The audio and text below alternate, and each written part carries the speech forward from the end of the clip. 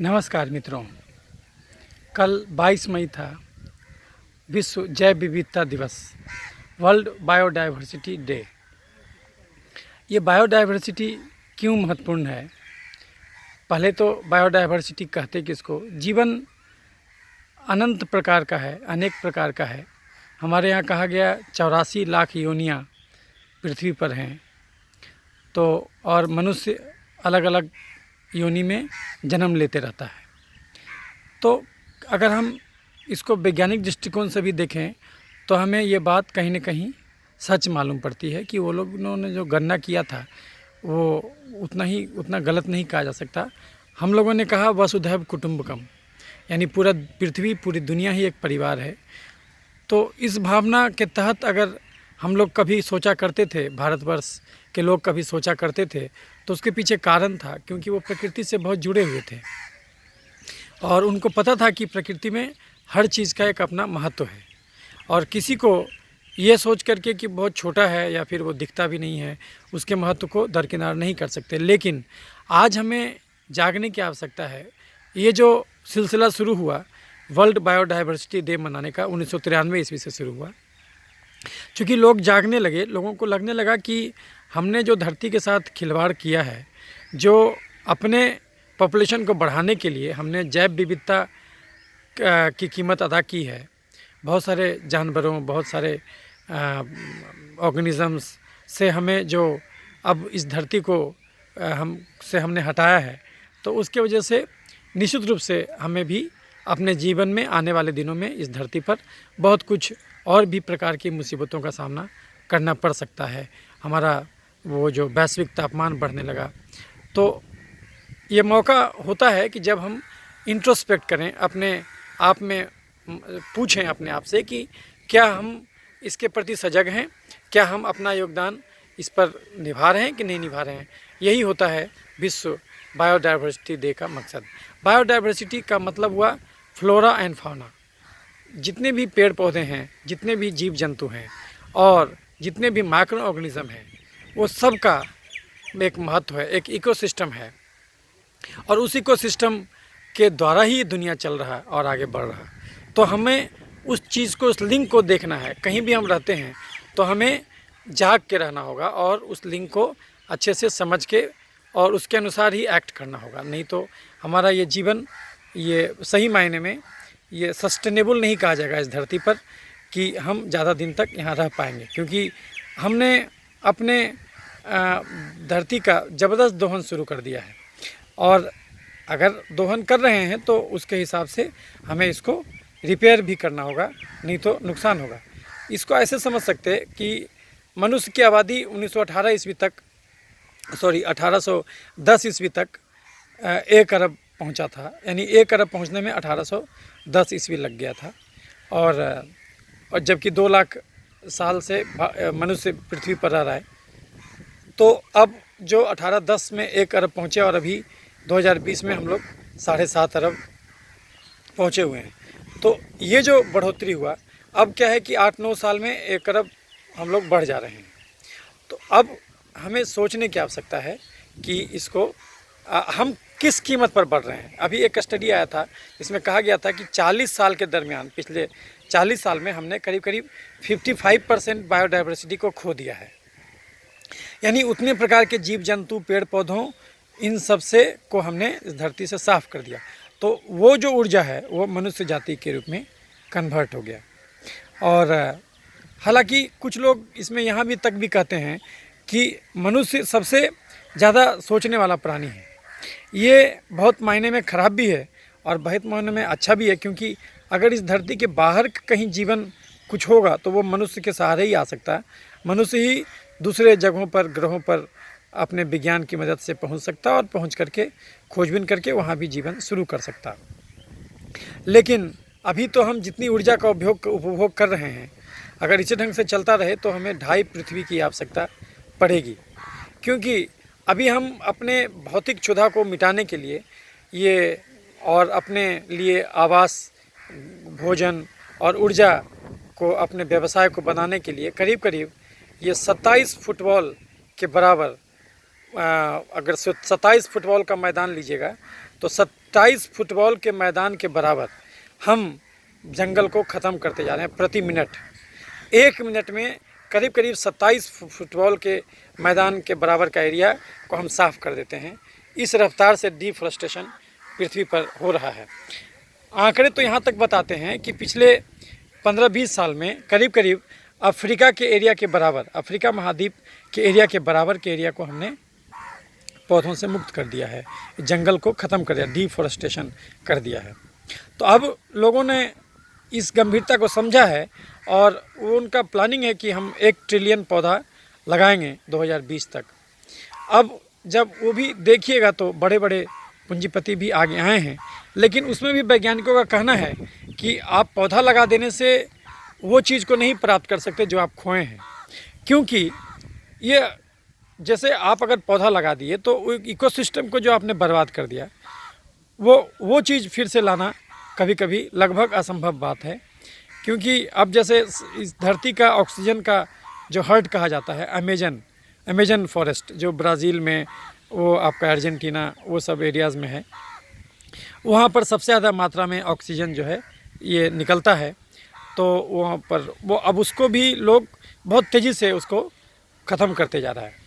तो अब ऐसे तो मनुष्य जाति ने उसका प्रयास किया है। जैसे अभी वर्ल्ड रिकॉर्ड बना था, इथियोपिया ने जो है कि सबसे ज़्यादा तेज़ी से पौधारोपण किया था। एक दिन में करीब करीब 25 करोड़ पौधा लगाया था, तो ये वर्ल्ड रिकॉर्ड बना था।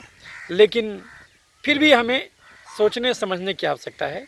जैसे कि हम लोगों ने अभी तक किया क्या है कि हम लोगों ने बायोस्फीयर रिजर्व बनाया है, हम लोगों ने सेंचुरीज़ बनाई हैं, हम लोगों ने नेशनल पार्क बनाया है। अब ये बायोस्फीयर रिजर्व सबसे बड़ा होता है, उससे छोटा होता है आपका सेंचुरीज़, और उससे भी छोटा होता है नेशनल पार्क। नेशनल पार्क बिल्कुल वो वहाँ पर कोई नॉर्मल काम नहीं हो सकता, नॉर्मल हाउसेस लोग नहीं बना सकते, बिल्कुल ही वो ह्यूमन एक्टिविटीज़ को बैन किया जाता है नेशनल पार्क के अंदर। लेकिन एक सेंचुरी जो होता है, जो उससे बड़ा रूप होता है, सेंचुरी में लिमिटेड ह्यूमन एक्शन परमिटेड होते हैं, और बायोस्फीयर रिजर्व में जो उससे भी बड़ा चीज़ है उसमें तो और भी एक्टिविटीज़ परमिटेड होते हैं। लेकिन हम ये पौधा लगा करके ये हम उस इकोसिस्टम को तुरंत नहीं बना सकते जो कि हमें वो मिल रहा था। ठीक है, ये हमारे CO2 उत्सर्जन को कम करेगा, जो कि भी एक इम्पोर्टेंट कारण है धरती को ख़राब करने में, कि अभी हम इतना ना CO2 निकाल रहे हैं कि ये CO2 जो गैस है, जो हमारे इंडस्ट्रियल और हमारे होने से निकलता है, एक मनुष्य CO2 निकालता है, पौधा CO2 को लेकर ऑक्सीजन छोड़ता है। तो अब क्या है कि हम जितने ज़्यादा मांसाहारी होंगे, समझिए तो प्रकृति के लिए उतना ही ज़्यादा ख़राब चीज़ है। क्योंकि एक आप अगर हम मांस खाते हैं तो मांस, अगर कोई जानवर है, वो जानवर को के ग्रोथ के दौरान अगर वो मान ली 4 साल 5 साल 10 साल जीता है, तो ड्यूरिंग उसके वो जितना पौधा को खाएगा, जितना उपभोग करेगा, और उसको के चलते जितना कार्बन का क्षति हो रहा है, क्योंकि कार्बन वो सोख लेता पौधा जिसको वो जानवर खा गया, अब हम उस जानवर को खा रहे हैं, तो उससे क्या होगा कि हम ज़्यादा मात्रा में कार्बन उत्सर्जन कर रहे हैं। क्योंकि वो उसका क्यूमुलेटिव आप जोड़िएगा कि एक जानवर कितना पौधा को खाया, तो आपको अच्छा खासा निकल जाएगा, और फिर आपको वो लॉस ज़्यादा महंगा साबित होगा। तो इसमें ये समझने की आवश्यकता है कि इस हिसाब से शाकाहार पर्यावरण के हिसाब से ज़्यादा उचित है। तो आज हम बायोडाइवर्सिटी डे पर ये भी प्रण लेंगे कि हम कोशिश करें ज़्यादा ज़्यादा शाकाहारी भोजन खाने का, और ताकि हम CO2 उत्सर्जन कम से कम करें। हालांकि इधर कोरोना का दौर भी जारी है, तो कोरोना के चक्कर में अभी क्या हो रहा है, PPE किट, मास्क, ये सब अब जो इतना मात्रा में लोग यूज़ करना शुरू कर दिया, अब ये भी एक प्रकार का प्लास्टिक है जो कि वो एब्जॉर्ब होगा नहीं, खासकर जो PPE किट वगैरह है। तो ये तो एक तो नॉन बायोडिग्रेडेबल चीज़ हम बना रहे हैं। दूसरा चीज़ और भी नुकसान उसमें ये होगा कि ये जो है कि इसको बनाने के दरमियान अच्छा खासा CO2 उत्सर्जन होगा, कार्बन फुटप्रिंट हम अपना बढ़ा रहे हैं। तो उसके वजह से ये धरती में जब ये ग्रीन हाउस गैसेस बढ़ेगा, CO2 भी ग्रीन हाउस गैसेस है, तो उसके चलते ये वातावरण में टेम्परेचर बढ़ेगा, तो ग्लेशियर पिघलेगा, उसके चलते समुद्र बढ़ेगा। बहुत सारा देश जो समुद्र से बहुत कम ऊंचा है, वो तुरंत का तुरंत ढक लिया जाएगा। जैसे अभी गंगा सागर जो हम लोग के यहाँ होता था, बहुत पवित्र जगह है गंगा सागर, तो गंगा सागर करीब करीब 50% विलुप्त हो चुका है। तो जैसे जैसे समुद्र का लेवल बढ़ रहा है, बहुत सारा द्वीप गायब हो जाएगा धरती से। अभी क्या हो रहा है कि अंटार्कटिका में देखा जा रहा है कि वहाँ पर वो हरा रंग का शैवाल ग्रो कर रहा है। तो इसका एक ही अर्थ है कि टेम्परेचर बढ़ा है और CO2 बढ़ा है, तो वातावरण का CO2 शैवाल के रूप में वहाँ जमा है। तो हमें बेसिकली ये सीख लेने की आवश्यकता है कि इस प्रकृति के एक अंग हैं हम, और इस अगर आप बायोमास निकालिएगा तो सबसे ज़्यादा पेड़ है इस धरती पर, सबसे ज़्यादा पेड़ है, और अगर उसके बाद जोड़िएगा तो बैक्टीरिया है, फिर और आपका जीव जंतु 4-5% में जीव जंतु है, और उसमें मनुष्य तो बहुत कम, 0.1 से भी कम है।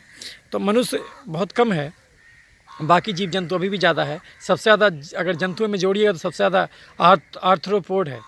तो ये जो कीड़ा मकोड़ा है ये सबसे ज़्यादा है। अब ये कीड़ा मकोड़ा क्या काम करता है, कीड़ा मकोड़ा क्यों ज़रूरी है मनुष्य के लिए? कीड़ा मकोड़ा इसलिए ज़रूरी है क्योंकि कीड़ा मकोड़ा आपका पॉलिनेशन करता है। हनी भी अच्छा खासा पॉलिनेशन कर देता है। तो ये एक जगह से दूसरे जगह जो है कि वो जा कर के अपना मेल और फीमेल पौधे को जोड़ने का काम करता है, जिससे कि बाद में फल की रचना होती। तो ये पॉलिनेशन भी ज़रूरी है। हमें ये समझना होगा कि हम अपने जीवन को जितना बदलते जा रहे हैं, ये पूंजीवादी व्यवस्था हमारे जीवन को असहज बना के और नया नया चीज़ तो हमको खोज के दे रहा है, लेकिन उसके चलते हम अपने से बहुत दूर होते जा रहे हैं, और उसके चलते हम जो डैमेज कर रहे हैं उसकी भरपाई के लिए ये बहुत ज़रूरी है कि हम जो है उसी के अनुसार पौधारोपण भी करें और उसको समझे भी, क्योंकि हर चीज़ पौधारोपण से नहीं हो जाएगा। बहुत सारा समस्या, क्योंकि आप पौधारोपण कर दीजिएगा, मान लिया अमेजन का जंगल आप काट दिए, तो केवल पौधा ही रोपिएगा ना। वहाँ पर जो मूल निवासी रहते थे, जो उस जंगल में के इकोसिस्टम का एक हिस्सा थे, आप उतने जो जंगली जानवर हुआ करते थे, जो भी शेर चीता जो भी था, वो सब बहुत सारा ऐसा जानवर था जो कि अब देखने को नहीं मिलेगा, एक्सटिंक्ट हो गया। तो ये सब जानवर को तो हम नहीं लाएंगे, हम पौधा रोप सकते, जानवर को तो नहीं ला सकते। तो ये जो जीन में हमारी विविधता थी, वो तो विविधता हमारा ख़त्म हो गया हमेशा हमेशा के लिए। तो हमें ये सब चीज़ समझना होगा और उसी के अनुसार से धरती को आगे बढ़ाना होगा और अपनी क्षुधा को थोड़ा सा कम करना होगा, नहीं तो फिर ये धरती फिर रहने लायक नहीं रह जाएगी। तो इसमें कुछ तथ्य और भी जान सकते हैं, जैसे कि हम जो जीवन जीते हैं, जैसे हमको सिखाया गया कि अभी क्या है, पूरा भारत ODF विलेज बन गया, मतलब ओपन डिफिकेशन फ्री। अब जो हम ये ओपन डिफिकेशन फ्री बना रहे हैं तो इससे नुकसान क्या कर रहे हैं? मिट्टी की उर्वरकता कम हो जाएगी, क्योंकि टॉयलेट अगर खेत में करते थे, पेशाब खेत में करते थे, तो उसके चलते मिट्टी उर्वरक होती थी, उसमें नाइट्रोजन का जो ये है यूरिया, वो अंदर चला जाता था। अब हमको वही चीज़ बनाया खरीदना पड़ता। अब बनाने के दरमियान भी आप अगर यूरिया का कारखाना लगा रहे हैं तो उसके चलते भी कार्बन उत्सर्जन हो रहा है, तो उसके चलते भी नुकसान है। तो बेहतर तो ये है कि हम टॉयलेट अपने खेत में करें और उसको खेत को मतलब कि उसको कोड़ने के लिए हम जो यूज करते हैं, ये जितना भी ट्रैक्टर वगैरह यूज करते हैं डीजल से, तो वो नहीं यूज करके अगर मनुष्य अपने श्रम से करे तो उसको बीमारी भी कम होगा, क्योंकि यदि शारीरिक श्रम करके कैलोरी भी जला लेगा तो वो एक्स्ट्रा कैलोरी, एक्स्ट्रा कार्बोहाइड्रेट खाएगा, वो यूज भी हो जाएगा, तो उसको भी वो खपत कर सकता है। तो ये हमें समझना होगा कि हम जो इन चीज़ों को बदले हैं, साफ़ सफाई कह करके जो हमने अपनी धरती के साथ खिलवाड़ किया है, तो वो चीज़ को फिर से वापस लाना होगा, नए रूप में ये लाना होगा, नहीं तो दूसरा कोई उपाय नहीं है। जो चीज़ हम लॉस कर दिए वो तो लॉस कर दिए, क्योंकि जीव जंतु को आप पौधा रोप के नहीं ला सकते, जीव जंतु तो मर गया, और जीव जंतु भी ज़रूरी था, हर जीव का अपना काम है। अभी कोरोना फैला तो लोग त्राहिमाम करने लगे, जबकि ये समझना चाहिए ये बिल्कुल इकोसिस्टम का एक हिस्सा है, क्योंकि वो बैक्टीरिया को खाता है। आप समुद्र का एक जल लीजिएगा तो एक चम्मच जल में कम से कम 1 करोड़ बैक्टीरिया मिलेगा आपको।